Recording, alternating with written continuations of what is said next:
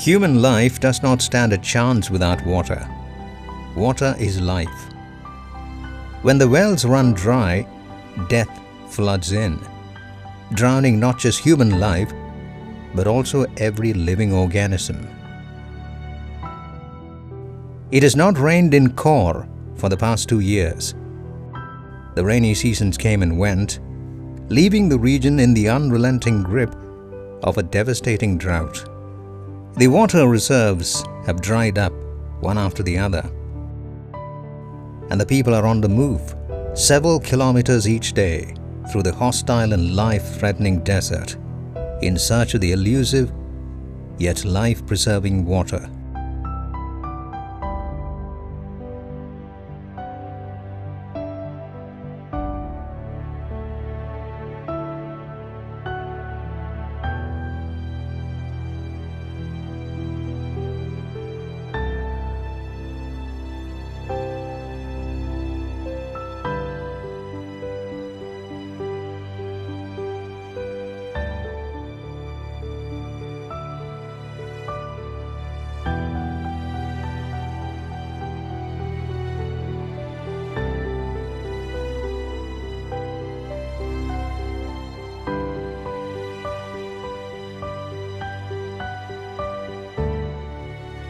Kor, meaning white rock, is a desolate desert in the northern frontier region of Kenya, and a 2-hour drive through the desert, taking a deviation at Laisamis from the main road going to Marsabit, Moyale.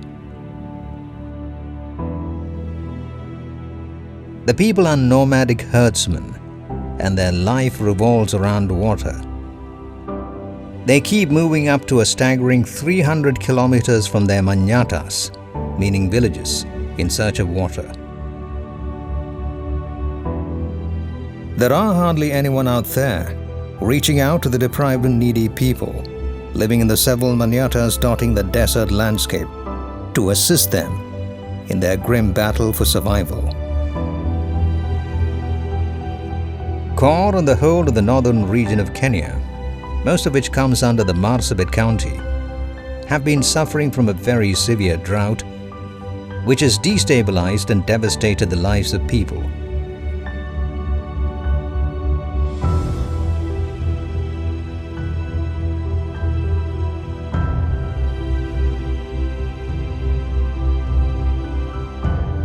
The wells and lagas, rivers, have dried.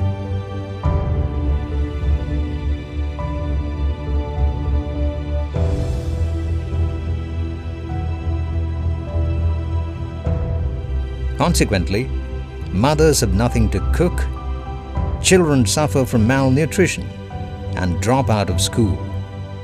Hungry and dehydrated, they fall prey to a host of ailments, some of which one cannot even mention due to human decency.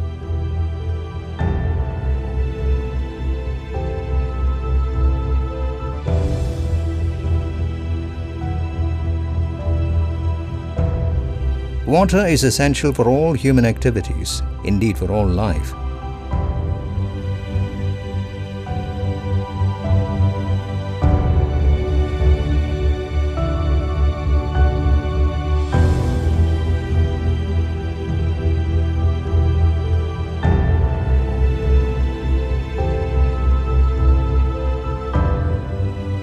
In extreme cases, the manyatas even begin to break down, resulting in mass displacement of the people.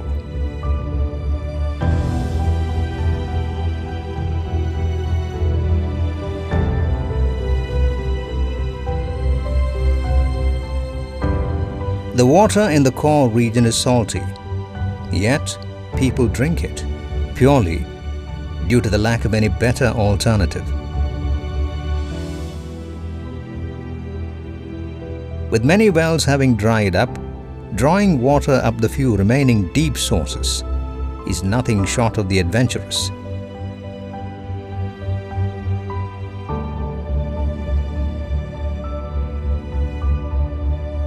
Besides, there is always the threat of the drought persisting, and even these remaining sources are drying up.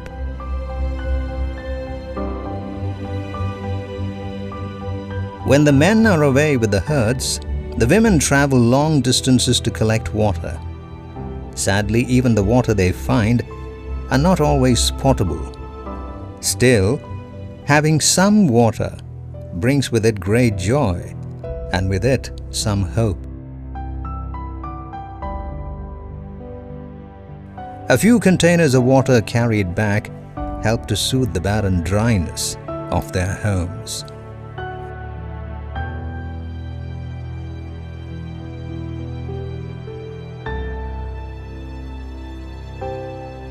There are bore wells earmarked for the animals, but here the water is strictly rationed. The goats are watered once in 4 days and the camels once in 2 weeks.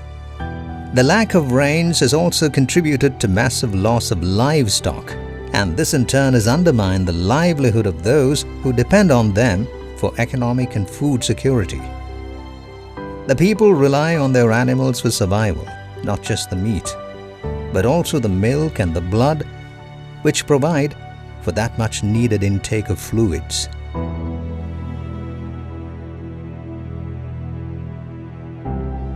Without rains, the animals get sick and die, and the people experience not only the debilitating loss of their way of life, but also their very source of survival. Cultivation is possible only where water flows. Without cultivation, food supplies dry up.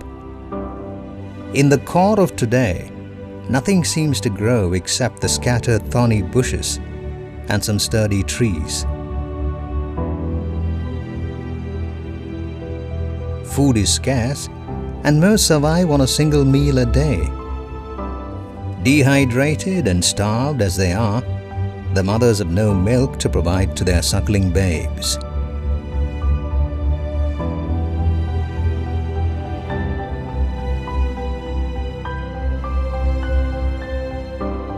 Water is crucial for all human activities. Lack of water leads to a number of health issues as well. The standard levels of cleanliness cannot be maintained. Regular baths and even the washing of hands become luxuries. Normal bodily functions and personal hygiene collapse. The worst affected in all such situations are the women. This cruel cycle is likely to repeat itself in Kor. The need of the hour is prevention of drought and the providing of sustainable long-term solutions through water harvesting and taking steps to provide bore wells, water tanks, and similar facilities. Time is indeed running out, and the people of Kor are in urgent need of humanitarian support to survive. The situation is likely to persist and even to deteriorate over the coming months.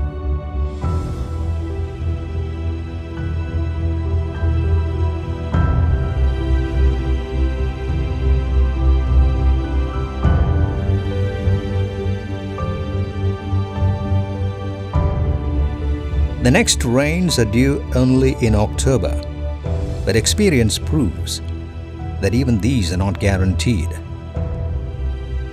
The people of Kor need water, food and medicine to tide over the crisis and to survive this cruel cycle of suffering.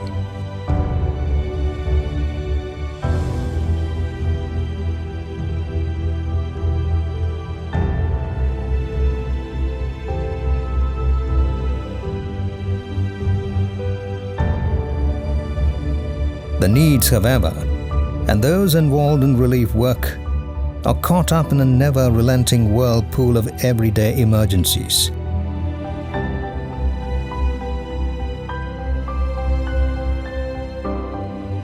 When hit by acute drought, they too tend to lose their balance. Still, they plod on with true humanitarian fortitude.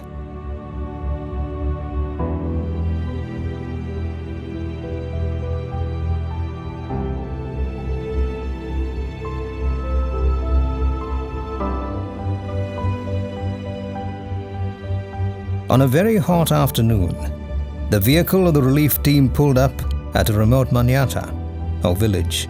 Soon, A number of children and elderly people came flocking around, hoping to get something to eat.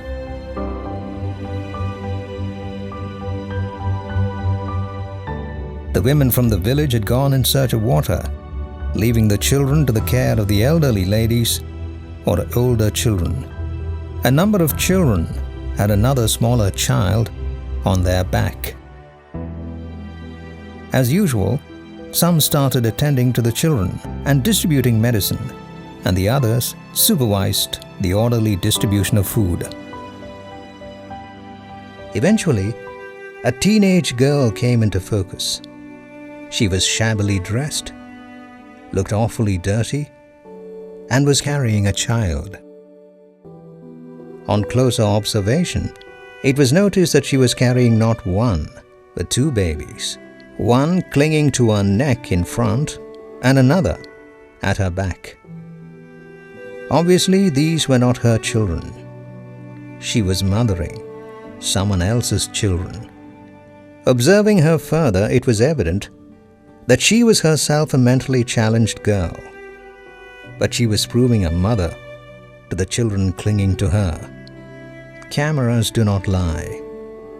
Ours captured her face, her clothes, her fingers, her nails, the flies niggling around the nose of the children, the sediments of dirt under their untrimmed nails, their sore eyes, their parched lips, their dry skin, the scabies, the wounds.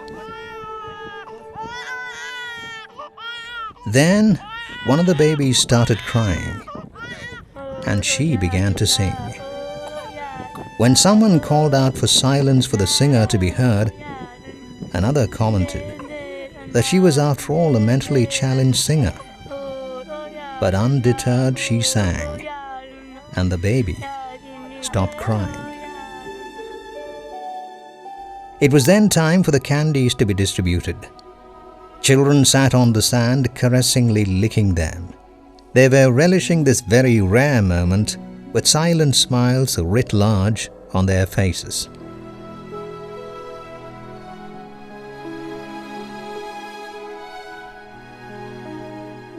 The mentally challenged singer, too, had one in her hand.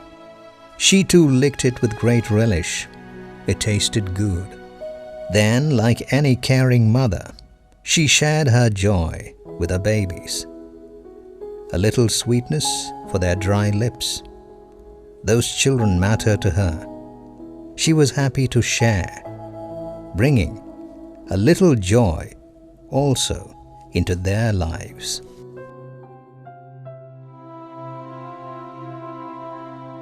The experience of traveling with a relief supply vehicle shows one that every group they meet patiently awaits their turn.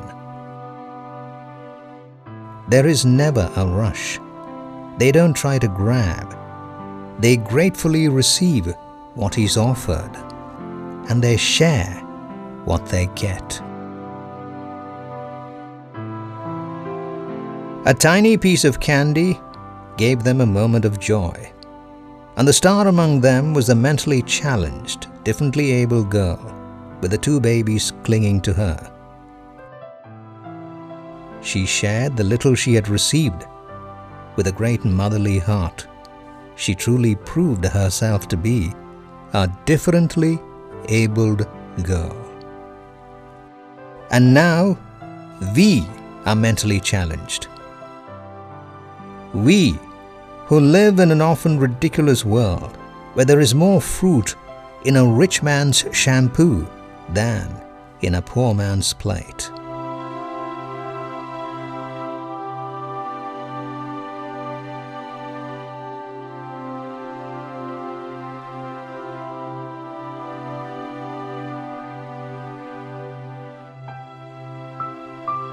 No help is too small for a people struggling to survive the cruel vagaries of nature.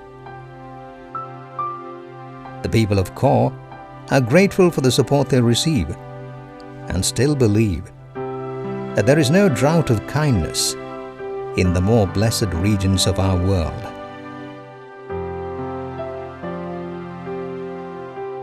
Some drops of water and a few slices of bread saved can save a life in Kor.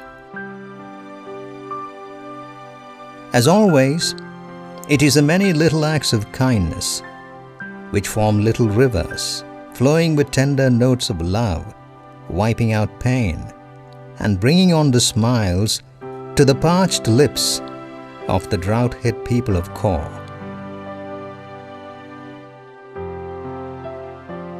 Several little drops of kindness can together flow like a river, alleviating the miseries of their parched lives. Kindness and mercy are twice blessed. They bless him that gives and him that takes. When I was hungry, you gave me to eat.